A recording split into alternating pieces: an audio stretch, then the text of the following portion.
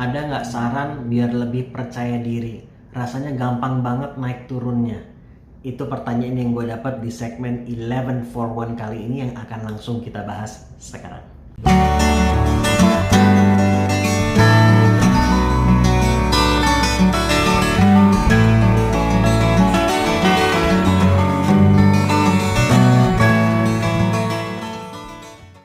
Assalamualaikum warahmatullahi wabarakatuh. Perkenalkan, gue Ali, anak yang amat sangat jatuh cinta dengan segala hal yang berhubungan dengan life purpose atau tujuan hidup, mindfulness, mental health dan well-being, kesehatan mental dan well-being kita, dan juga manifestation dan law of attraction. Dan gue membuka segmen yang namanya 11 for 1 ini, 11 menit, 11 menit for one question untuk setiap satu pertanyaan yang gue buka secara berkala di Instagram gue @ali_zainal_abidin, dan kemudian gue respon dalam bentuk video seperti ini di YouTube.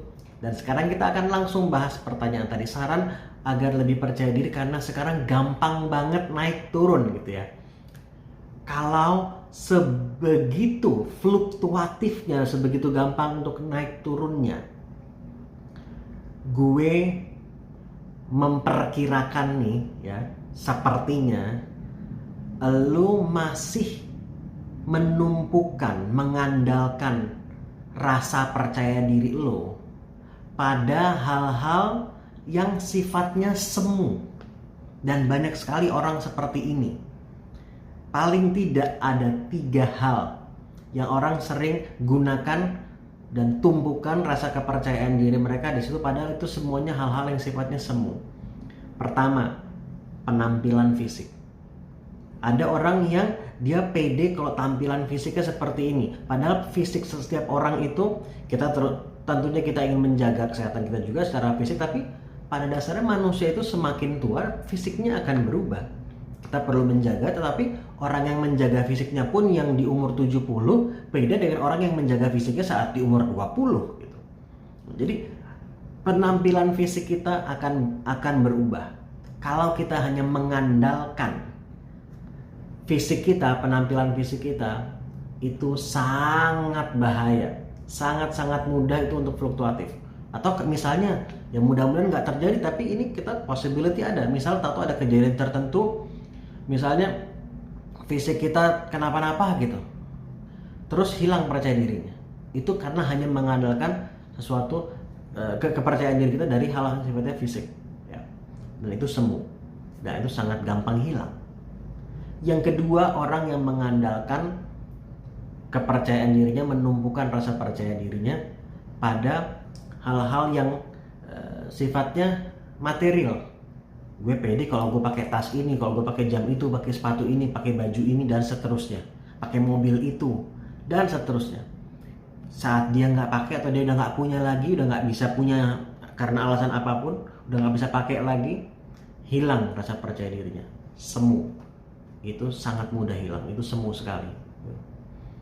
Yang ketiga, orang yang mengandalkan, menumpukan rasa percaya dirinya pada skill dan knowledge, kemampuan dan pengetahuannya dia. Misalnya orang yang punya keahlian main bola gitu, ya, bermain sepak bola, dia jago main bola, itu yang bikin dia pede. Kalau hanya itu yang menjadi tumpuan dia, yang menjadi sumber rasa percaya diri dia, nanti seiring berjalannya umur mungkin kemampuan dia menurun, atau mungkin dia cedera, kemampuannya menurun, atau karena faktor lainnya, terus kemampuannya menurun atau bahkan hilang, ikut hilang juga kepercayaan dirinya. Atau skill tertentu, misalnya dia jago coding gitu, dia jago coding tapi dia tidak mengasah kemampuannya dia dan pengetahuannya dia untuk terus terupdate dalam hal coding atau programming misalnya. Akhirnya kemampuannya dia menjadi usang, dan akhirnya hilang juga kepercayaan dirinya. Atau kerja di tempat baru yang sama dia, yang belum tahu ini lingkungan kerjanya, bidangnya dia masih baru untuk dia, terus saya nggak paham ini apa, nggak pede karena belum ada knowledge-nya. Jadi itu juga berbahaya, hanya mengandalkan sumber kepercayaan diri kita pada hanya skills dan knowledge saja. Itu semuanya semu, dan akhirnya membuat rasa percaya diri kita cenderung fluktuatif, sangat mudah naik turun. Kalau kita ingin betul-betul memiliki rasa percaya diri yang baik dan relatif stabil, gue yakin juga nggak akan selalu tinggi, tapi karena kita manusia, kita ada kalanya kita juga merasa negatif, that's okay, tapi jangan sampai kita larut di perasaan negatif itu juga gitu kan, makanya kita belajar. Nah, tetapi secara umum relatif stabil dan dalam arti yang baik rasa percaya dirinya, maka yang perlu kita andalkan adalah diri kita sendiri. When you believe in yourself, when you really believe in yourself tuh artinya apa? When you really believe, ketika lo betul-betul percaya dan meyakini dengan nilai-nilai, potensi dan kemampuan yang sebetulnya bisa lo miliki, yang baik yang lo miliki ataupun bisa lo miliki terkait dengan karakter lo, bukannya kemampuan dalam arti skill yang gue bilang tadi itu kembali ke semua tadi, tapi karakter lo dan potensi lo. Gue kasih analogi gini deh. Kalau misalnya gue mau percaya sama si Budi, ya, gue mau percaya sama si Budi. Kalau gue nggak pernah kenal Budi, gue nggak pernah ketemu dia, baru pertama kali ketemu, terus tahu-tahu gue bisa langsung percaya sama Budi untuk bekerja sama dan mungkin investasi gitu sama dia. Ya enggak lah gitu. Gue baru akan percaya sama Budi kalau gue meluangkan waktu untuk berinteraksi dengan Budi. Dan juga kualitas interaksi gue sama si Budi seperti apa? Apakah di permukaan doang atau gue betul-betul menggali? Kalau gue kemudian menggali dan gue menemukan kebaikan-kebaikan yang ada dalam diri Budi, mungkin gue akan mulai semakin percaya dengan Budi, ya kan? Begitu juga untuk percaya dengan diri. Kalau gue mau percaya sama si diri, maka gue perlu meluangkan waktu untuk mengenal diri ini. Dan ketika gue bilang mengenal, secara spesifik yang gue maksud adalah mengenal kebaikan-kebaikan yang sebetulnya ada dalam diri kita ini. Kalau lu merasa gue gak ada kebaikan-kebaikan dalam diri gue, seandainya lu merasa begitu, artinya lu belum menemukan aja. Bukan gak ada, tapi lu belum menemukan. Dan untuk menemukan lu perlu berinteraksi. Bentuknya apa berinteraksi dengan diri? Berkontemplasi, berefleksi, apapun istilah yang mau dipakai gitu. Merenungkan dan belajar sama orang yang bisa membantu kalau lu merasa kesulitan. Ada orang-orang yang profesional yang bisa membantu dalam hal ini. Bukan membantu untuk bilang kelebihan lu adalah A, B, C, enggak, tapi membantu untuk memandu, membantu untuk lu mengeksplor diri lu sendiri. Bukan dia yang nentuin, bukan dia yang ngasih tahu, tapi membantu lu untuk menemukan ke dalam diri lu sendiri. Nah, jadi kembali sekali lagi, kuncinya adalah lu berproses dan sabar dalam berproses ini, yang sabar. Berproses untuk mengenal kebaikan-kebaikan yang sebetulnya ada dalam diri lo.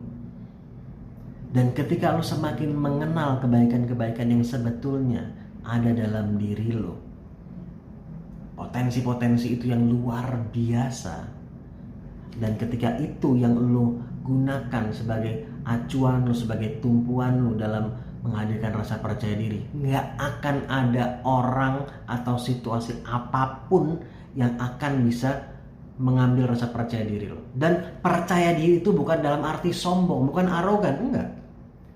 You're just confident. Bukan, kalau arogan itu udah kaitannya sama orang lain, merasa lebih hebat, orang lain lebih rendah, itu namanya sombong.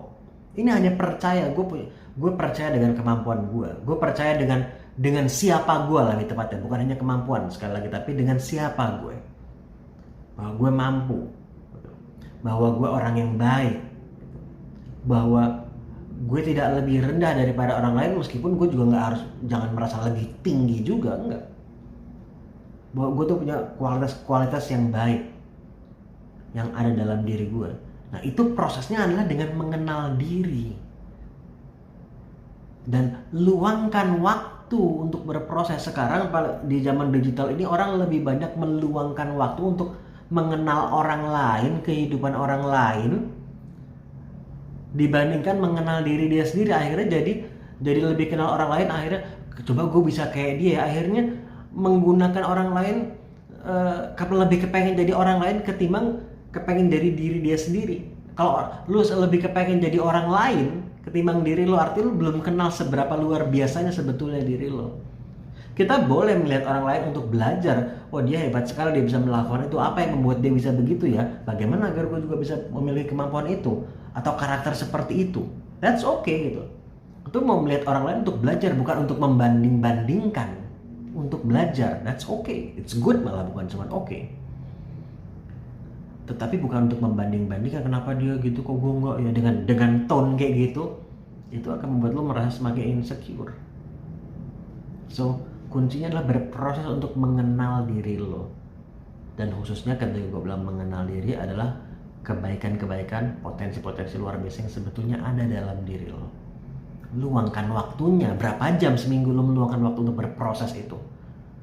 Lo luangkan apa enggak? Kalau enggak, gimana kita mau semakin kenal dengan si diri? Kalau kita enggak kenal, gimana kita mau percaya sama si diri ini? Oke? Ini dalam waktu yang singkat tentunya gue bisa menjelaskan sejauh itu, dan mudah-mudahan apa yang gue sampaikan bermanfaat. Sekali lagi jangan lupa untuk kalau ini bermanfaat, please like juga dan komen juga di bawah, share juga video ini. Mudah-mudahan ini juga sampai ke orang lain yang mungkin juga membutuhkan informasi ini. Insya Allah juga bisa menjadi bagian dari amal ibadah kita juga, amal jariah kita juga, jika kita bisa share ini dan bermanfaat buat orang lain, dan tentunya juga membantu channel gue ini juga ya. So thank you so much, mudah-mudahan kalian semua sehat afiat, keluarga kalian sehat, teman-teman kalian sehat juga, saudara-saudara kalian juga sehat. Kalau ada yang sehat, kalau ada yang kurang sehat, insya Allah juga segera pulih lagi. So terima kasih sudah meluangkan waktu di sini. Insya Allah kita ketemu di video selanjutnya. Assalamualaikum.